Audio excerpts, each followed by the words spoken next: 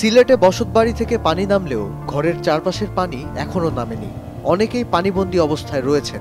আশ্রয় কেন্দ্র থেকে ফিরে ঘরবাড়ি মেরামতে ব্যস্ত হয়ে পড়েছেন স্থানীয়রা। এক সপ্তাহ আসলে এরকম পানি আসিল, আমরা আশ্রয়কেন্দ্রে থাকলাম। আর বর্তমানে আর কি পেপার মাঝে আসি।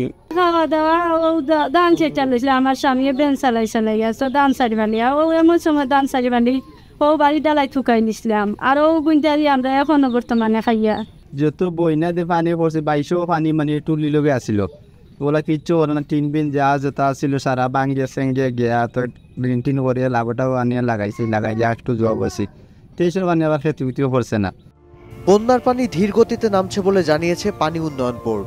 25 জুন বেলা 3টা পর্যন্ত সিলেটের প্রধান দুটি নদীর 3টি পয়েন্টে পানি বিপদসীমার ওপরে প্রবাহিত হচ্ছিল। সিলেট জেলা প্রশাসনের তথ্য অনুযায়ী সিটি কর্পোরেশনের 2টি ওয়ার্ড সহ 25 জুন 734টি আশ্রয়কেন্দ্র প্রস্তুত রাখা হয়। এর মধ্যে 258টি আশ্রয়কেন্দ্রে 13,194 জন অবস্থান করছিলেন। আশ্রয়কেন্দ্রগুলোতে শুকনো খাবার এবং রান্না করা খাবার বিতরণ করা হচ্ছে। পাশাপাশি ক্ষতিগ্রস্ত এলাকাগুলোয় ত্রাণ সহায়তা অব্যাহত রয়েছে।